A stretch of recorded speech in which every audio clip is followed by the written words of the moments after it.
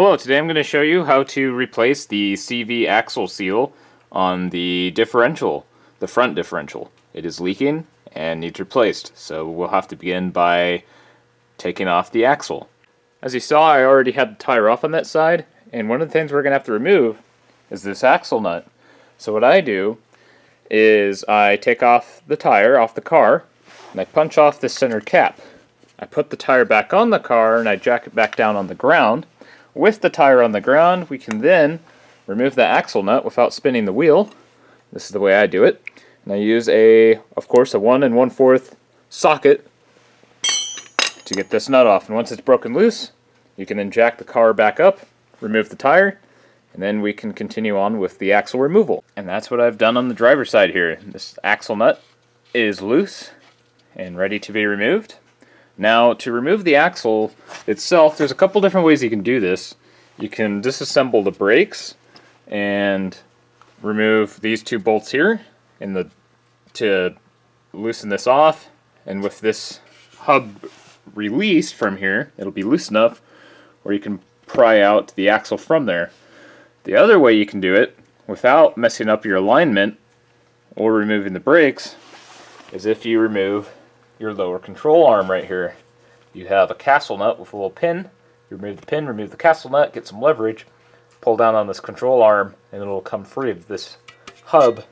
And then you should be able to have enough wiggle room to get this axle off. So that's the way I'm going to do it. I'm going to start off by removing this pin. Alright, so I broke the cotter pin and pulled it out with the pliers. Now, I'm going to take off this castle nut. I'm going to use a 19mm deep socket. There we go. Did bust it loose already, so wasn't too bad. I'll switch to the ratchet, of course, and I'll just zip this right off. There we go. Castle nut is off, and this might be a little rusted on here, so don't hit, of course, the threads with the hammer. You want to hit like the control arm. Maybe some vibrations will help loosen this up. I'm going to take off the axle nut, which I already broke off earlier, if you remember. That part of the metal that you bend likes to catch on the lip, so it might be just easier to ratchet it off a bit, unless you did a good job getting that off. Once it's above the axle there, it comes right off. There we go. Might be fun trying to get this out too. Alright, when you're taking this stuff off, you're going to probably have the same issues I am. Rust. So even though we got the castle nut off, the control arm is going to be rusted on there pretty good. So is this axle. So what you want to do is get yourself some heavy encouragement. You don't strike the control arm threads down here. That's a huge no. You want to hit the control arm, and you hit it hard enough in hopes that the rest will break through. And while you're hitting it, watch the threads down here, and while you're hitting it, if you start to see it moving or vibrating, you probably got it loose and you're good to start prying it. So I'll show you what that looks like. So there's the thread right there. I'm going to hit it with a hammer.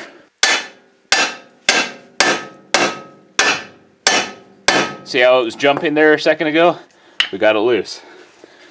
Next, we want to knock the axle loose. If you can get yourself a big punch, I believe that's what this hole is for. You put your punch in there, get a big old hammer, and start going to town on it. It's not fun. Yeah, it's still holding on there pretty good, and I kind of forgot I hadn't hit it with penetrating fluid, so I'm going to go ahead and do that now.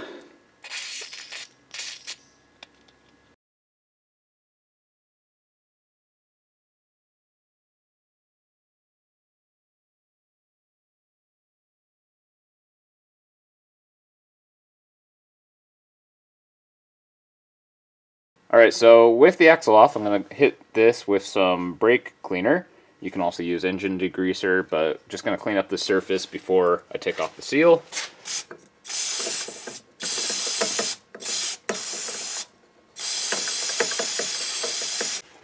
Alright, so I got this mostly cleaned up now. It's still pretty greasy, but we have to take this retainer off, which is this outside ring here with all those little teeth.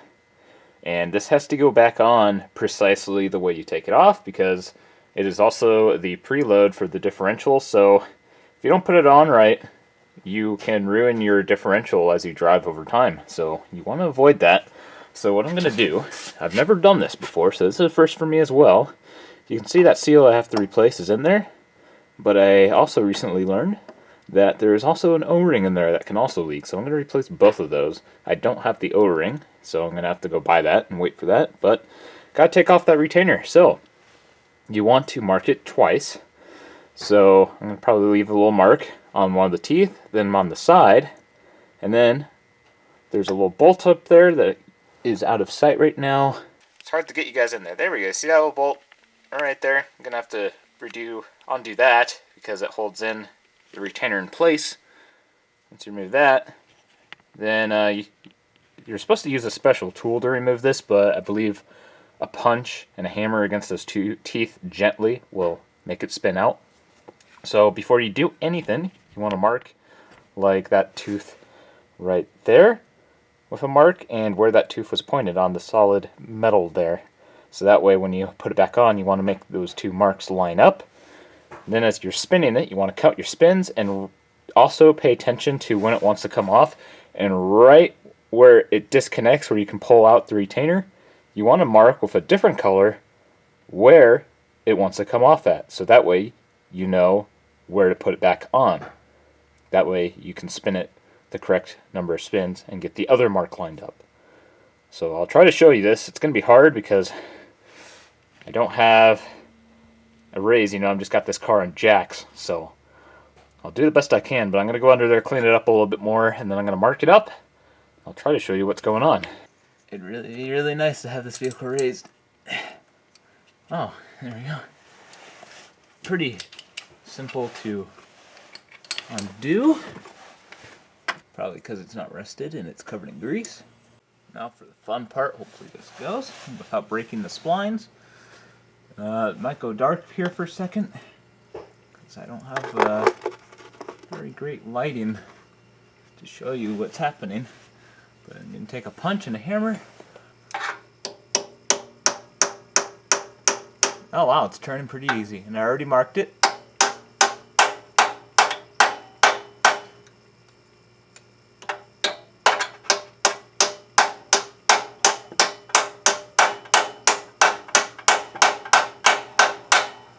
Moving pretty good. Alright, I've hit the point where I can now freely rotate this by hand. So I'm now 3 rotations past.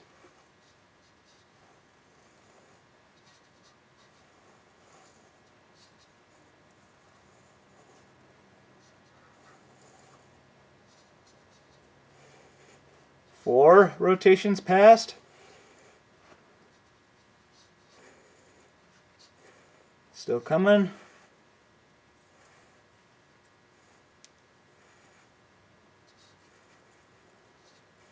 5 rotations. I read online that it takes about 6, so should be any second now. Hopefully no differential fluid dumps out on me because it is low. I should actually put a cover here. I'm going to do that. So in 5 rotations, I'm going to get out, put a cover on the exhaust. Oof, right there's where it pops out. So it's about there. It just pops right out. Like that. There's the differential. And yep, it's leaking fluid. I'm out of here. There's the old seal in there. That's the inside, so we pop out that seal. That's how you put it in. And then there's this O-ring on the outside right there. You see that? That also has to be replaced. That little black O-ring. Alright, so I'm going to call Subaru real quick, see if they have this O-ring in stock, because I don't have it. But I believe to get this old seal out, you can just punch it out from above, I believe. Come on, this way. There it goes. There, old seal is out. Just like that. Yeah, it's a little hard. I'll have to clean that surface pretty good before reinstalling. Now I'm going to go see if Subaru has this in stock and quickly run the town if they do. Alright, so I got the new little O-ring that's going to go around this.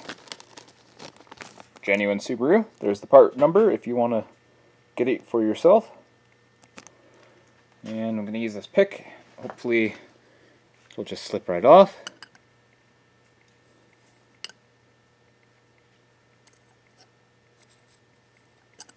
Oops. I don't want to scratch the surface.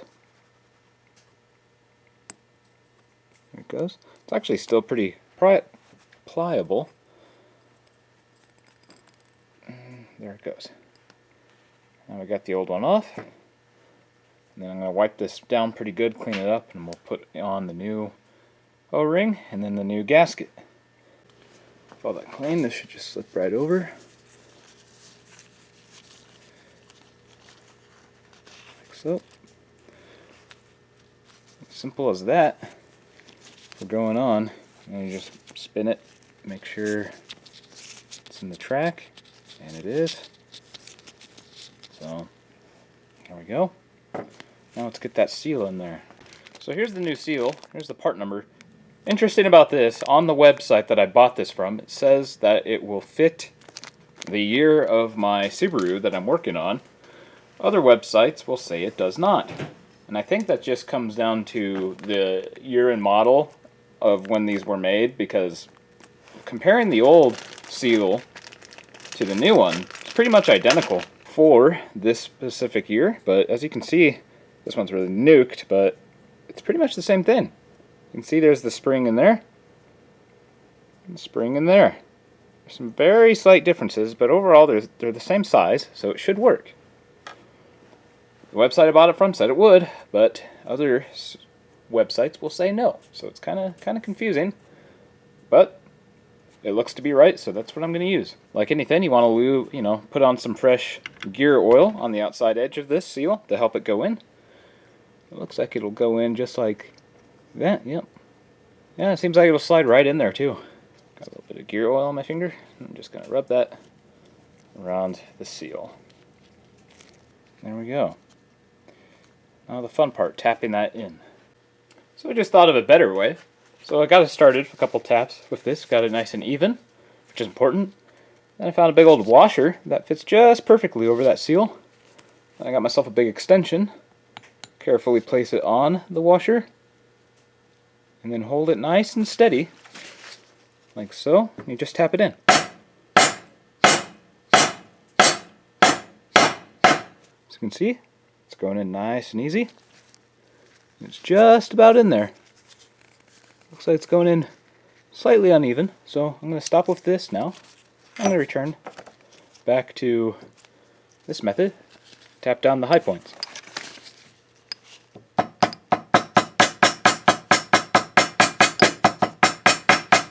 So the washer did the trick. So either you have a perfectly sized washer, or you'll just have to buy the tool. But now we're pretty much ready to put this back on the car. We just want to make sure this outside edge is as clean as possible. Wipe that down. You don't really have to care too much about the outside here. That's pretty much done, and it's just going to get dirty anyways. But get that interior right there nice and clean. You don't want any debris in there or along the outside where this O-ring is. Try to clean the threads if you can. There was a lot of grease and stuff and dirt in those, but I got them mostly cleaned. But yeah, we're ready to put it back on. Check your marks. Mine are kind of hard to see, but I know where they're at. This is the mark for me to reposition this back in. So when we do this, I got my marks from where it was at originally, and then I got my mark from when I took it off. So I'm going to put this back to line up with the mark I have still on the differential, so I know to put it on here, and then I'll begin my rotation. So it was about 6 for me, almost 7 rotations. And then I'll tighten it up and get these black ones here lined up, and we should be good to go. You want to get this as close as possible. And I've never done this before, so I don't know how crucial it is for it to be back as close as possible. I don't know if there's wiggle room or not, but it's just best to assume no, and to get it as close as you can. Now we're ready to put it back on. Of course, you're going to have to wipe up all that excess differential fluid. So wipe it down the bottom surface there. And then, of course, clean off the axle where it's going to be going. Make sure no dirt and debris goes inside there. And then we're ready to screw it back on. If you are also doing this job and you're not going to be able to replace it as soon as possible, it's probably a good idea to cover that up somehow so you don't get dust and debris getting inside your differential. That's why I didn't drain it. I left all the old fluid in there, so if any debris does end up in there, it'll drain out. But that will make a mess all over your shop floor if you do it that way. And the differential in this car was low, so I didn't think it was going to do it, but it did it regardless, so consider that. So that's about where I put it in. So now I'm going to turn it. It doesn't want to go. Why don't you want to go in? There we go. Got it. Alright, so now that's in, and again, I marked where it came out when I removed it, and using that mark, I was able to put it back, and it immediately took hold. So now I just need to rotate it the correct number of rotations, which was almost 7. So it's going to be 6 past my markers over here. So I'm watching my marks. I can do this by hand for a little while, but then I'll have to take over with the punch. So 1 rotation.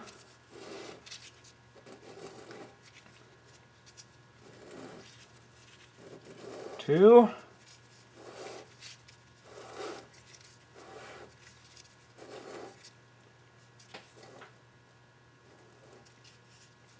3. I can feel it getting more difficult as I do this. 4. Here comes the difficulty, almost the 5.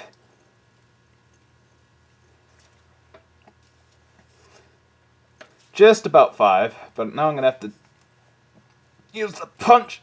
Okay, yep. Now it's time to use the punch to get the rest. You're up. It's going to be a while. Alright, so I got it lined up pretty good with my marks. And you want to make sure that little tooth bracket right there goes back in place. As you can see, right there, that helps hold the gear to keep it from coming loose. And then you want to cinch down that 14mm bolt nice and tight. Of course, not too tight.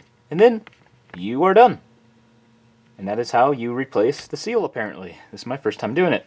As a note, I was using a punch to tighten this, of course, and I did break off 2 of the little splines. One there, and one on the complete other side. So it might be worthwhile investing in the special tool to remove this. It's basically a large tooth socket, because if I would have broken off the spline where that goes, then it wouldn't really hold tight anymore. I don't know how necessary that bracket is. It's probably just some, safety thing. But yeah, and then of course make sure your marks are nice and lined up. I removed the other side using a hammer and a punch, but in doing so it damaged the cast aluminum on the spindle and broke a couple of the little gear teeth off, which it's external, so breaking those parts off won't hurt anything, but it may make it more difficult to remove next time, so that's why I decided to purchase this tool. It is made of steel, and it has these little teeth to grip on to the spindle.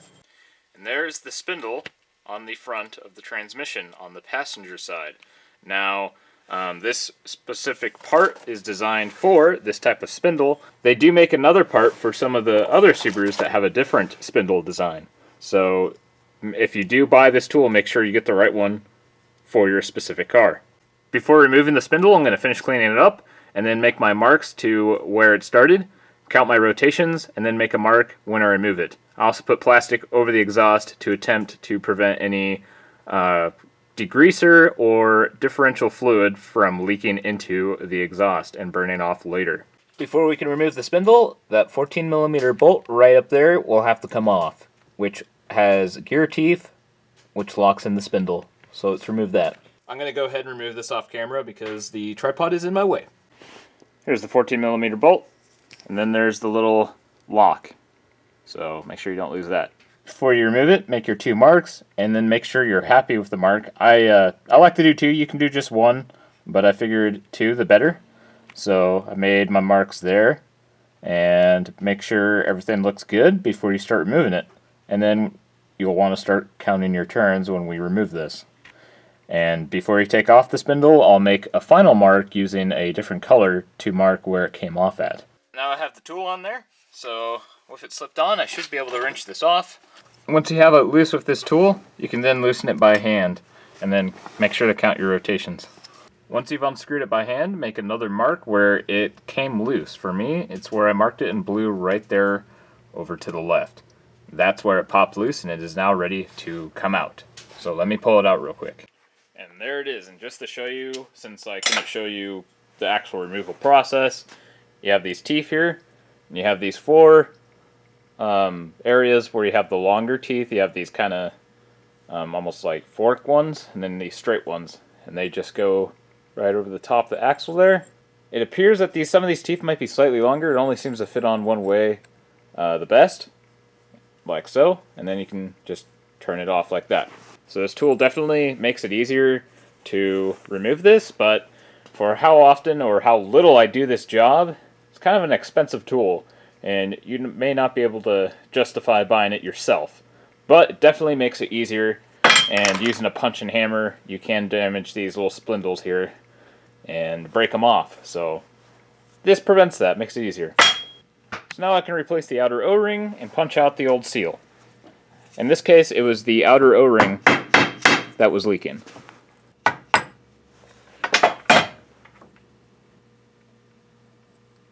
There we go. Once you catch it, let's pull it out. There it is. Alright, putting on the new O-ring, that's the part number.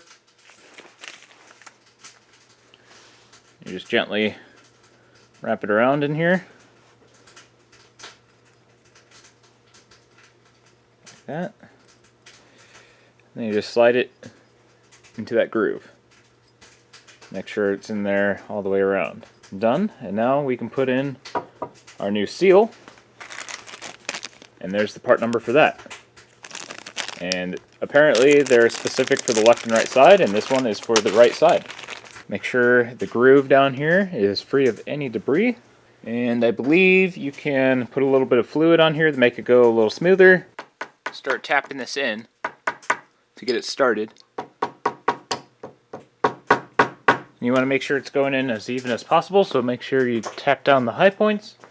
This just happens to fit roughly right, perfectly over, like so. Then I use a big socket. It's a little high on this side, so I'm going to keep on tapping it just a little bit more. And our seal is now in. Make sure it's nice and flush and flat along this inner lip, and then you're good to go. With a final quick wipe down along the outside, and a wipe down on the inside, and a final inspection, make sure everything's cleaned up and ready to go, and we're ready to put this back onto the car. So I couldn't show it on camera, but of course, tighten this back down, counting your turns until you reach your turn count.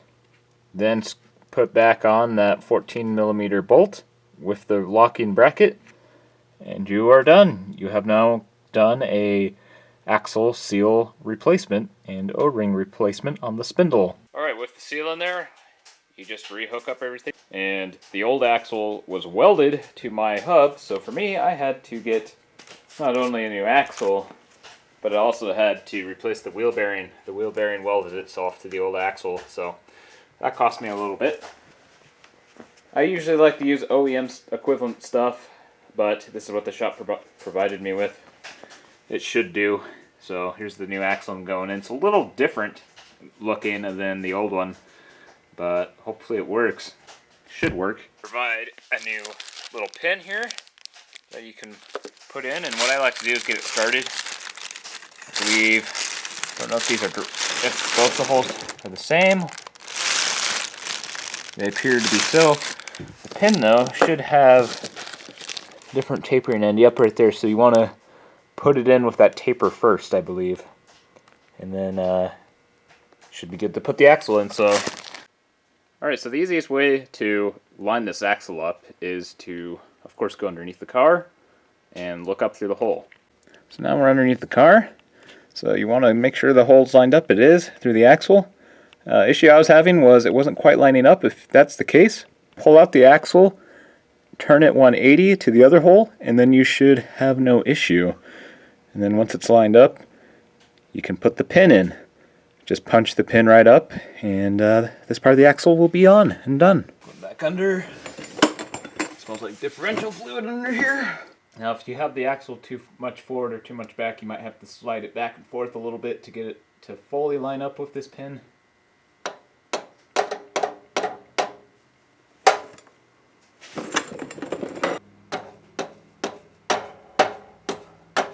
I've never had one give me this much issue. I actually put the old one back on. It's a good thing I kept it.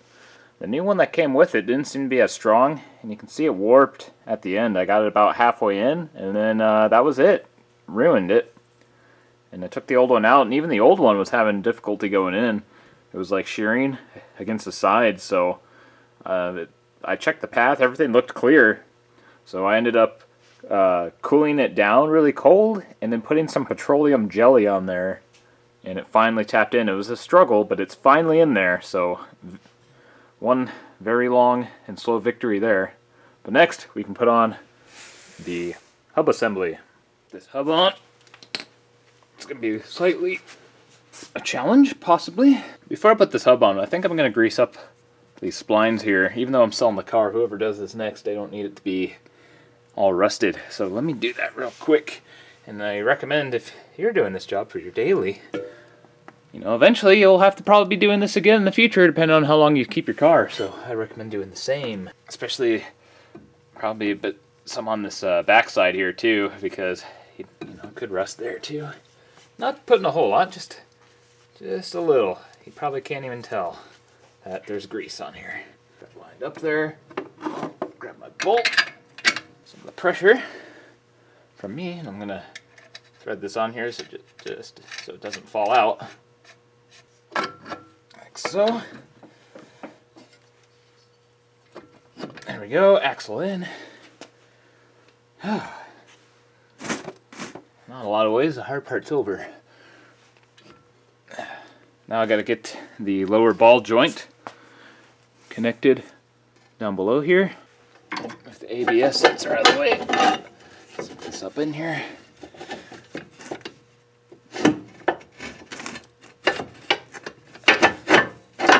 There we go.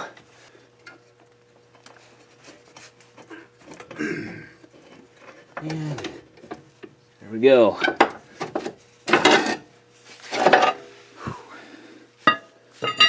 Ball joint's in. Make sure the axle didn't slide out. It did a little bit. There we go. And so that doesn't happen. Again, take the brand new axle nut. I'm just gonna thread that on there. There we go. And there.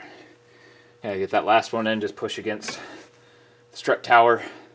Should come right off. And I'll just thread this on here for now. It's back on. And then of course you have the whatever you call it, tie rod end. So I'm just gonna turn the axle a bit. Slide this right up on in here. Like so. There we go. Things are coming back together. I'm going to take my 1 1/4 socket and I'm just going to tighten down the axle nut a little bit more so the axle's fully on. Just make sure everything's fitting good. That'll pull the axle in. I'm not going to tighten it all the way down just yet. Right there, nice and snug.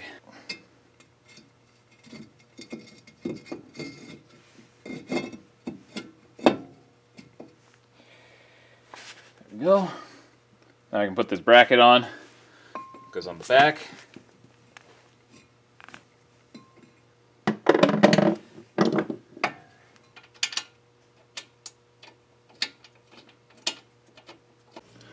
Alright, so for the bracket, where's my flashlight? There it is. So there's the bracket bolts right here. My finger is back here. put this brake bracket, you have that bolt there, and that bolt there.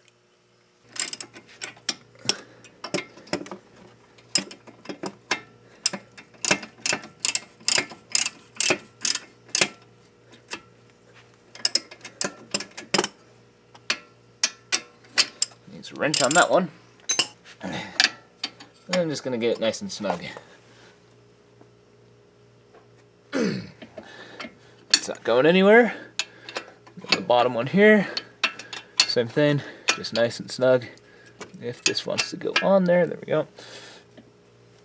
Oh, I can get that a little tighter.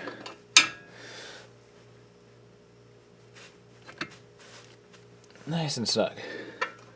Check the top one again. Alright, there we go. Now I can put our brake caliper back on with these old bolts here. So I'm going to carefully grab this. I'm only going to put the top one on because I still have to put the brake pads on. Just remember that.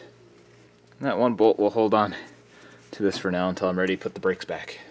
Alright, so to put the brakes on, you'll probably have to compress the cylinders. So the way I do that is I usually just get myself a block of wood, and I'll stick it in there kind of like that, if you can see. I'll stick it in there like that, and then I'll use a grip, a little press there, and I'll slowly turn it and press it in. Just be careful when you do it. Or you can get yourself an actual tool, but I've never had issues doing this. Just make sure you don't put pressure against the hose. And then once the pistons are back, you should be able to get slide it on, no problem, right over the brakes. Then we take our bolt, which is 14 millimeters. We already have the one up top here. We just put the other one back here on the back and thread that in. Make sure it's lined up, of course. I have it lined up there. There we go. And then we'll cinch those down. Alright, and then for the tie rod castle nut, I'm going to torque this down to 20 foot-pounds. So torquing this castle nut down to 20 foot-pounds, I'm making sure the wheel is locked so it won't turn on me. There we go, it's at 20 foot-pounds. Pretty much had that exposed already. So I was going to torque it to 20 foot-pounds and then turn it some more until this opening for the pin was exposed, but it looks like I pretty much got it there. I think for these cars, they can be torqued up to 22 foot-pounds or more, so, but it looks like we're pretty good to go there. Alright, so for the bottom ball joint nut right down here, you torque that down to 25 foot-pounds, I believe is what it requires, 25 to 30. If it's just turning that stud, the trick you can do is put pressure on the control arm, or if you have air tools, you can zip them on tighter, and that usually takes care of it. Then you can torque it down with a torque wrench. I'm going to see if I can do it this way. This usually works. So, there we go. Putting some pressure on that control arm. Just a little bit. Should be enough. Let me try this again. And there's 25 foot-pounds, give or take, maybe a little bit more. And then we just relieve the pressure, and we're good. That's a nice little trick if the ball joint is just spinning, and what I mean is when you're rotating, trying to get that nut on, that center stud will just rotate with the nut, and you won't actually tighten anything. So putting a little bit of pressure on it, on the control arm, usually solves that problem. Or you can get an air tool, zip it on there real quick, and then hit it with the torque wrench again. Alright, so now I'm going to tighten these two bolts here fully. Of course, you're going to have to take your car and have an alignment done, because when you're messing with these bolts, it messes up your camber. And these were 19 millimeters, remember? So I'm going to put a wrench here, on the back of this bolt head here, and then I'll take the nut, and I'll start tightening.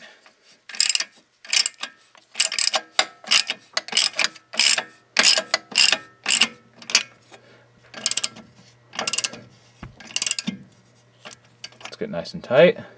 Alright, now I got these tightened up, and they're roughly back to where they need to be, but again, take it down to your shop, get it aligned, let them know what you did, and they'll get it adjusted right for you. You can get it as close as possible for your drive, give you a little bit of time, but overall, when you're messing with anything that's going to change the alignment, such as your tie rods and your camber, definitely get it checked. But it's good to go now, so on to the next step. Don't forget to put the ABS sensor back. There's a little slot back here where it goes into. Might be good to clean off this metal tip. There's nothing on there. It is magnetic, so metal will stick to it. So you just take this, line it up in the hole, and then there's a little bolt that goes in. I got a new one because I broke the old one. And this is a 12mm bolt. And before I stick it on there, I'm going to put just a little bit of anti-seize on there. Just like that. Now I should be able to thread this in. Alright, now with everything back together, we can put the tire back on.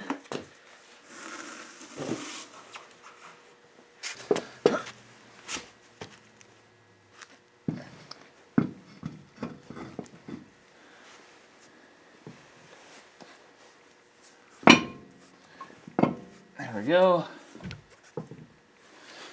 If you push it on the bottom of the tire, that'll help hold it in once you get this one lug nut screwed in most of the way.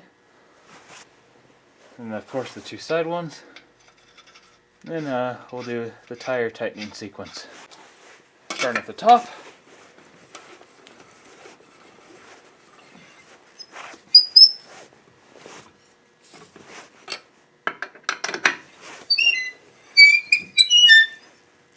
A little squeaky.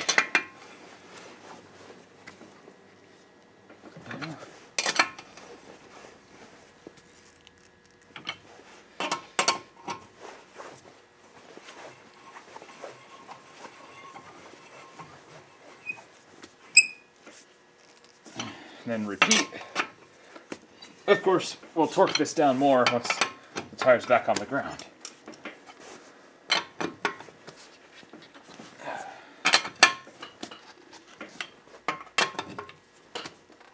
There we go, and now we're ready to put the car back on level ground. Then we jack up the car a little bit, get the jack stands out from underneath.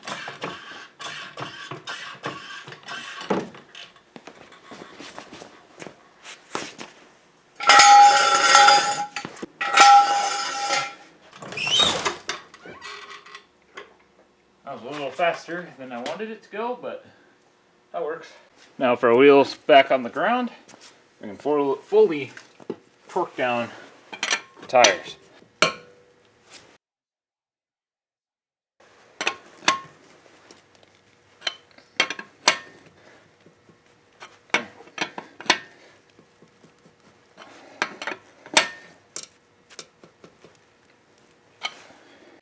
And now with the tire on the ground, we can torque the axle nut to 145 foot-pounds. And this, again, is a 1 1/4 socket. So let's torque this down.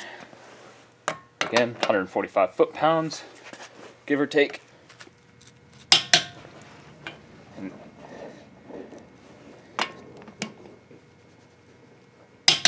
And there we go.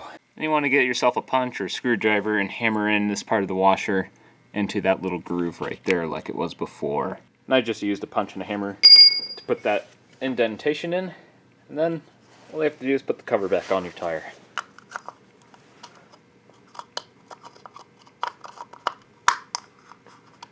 Of course, line it up with your splines.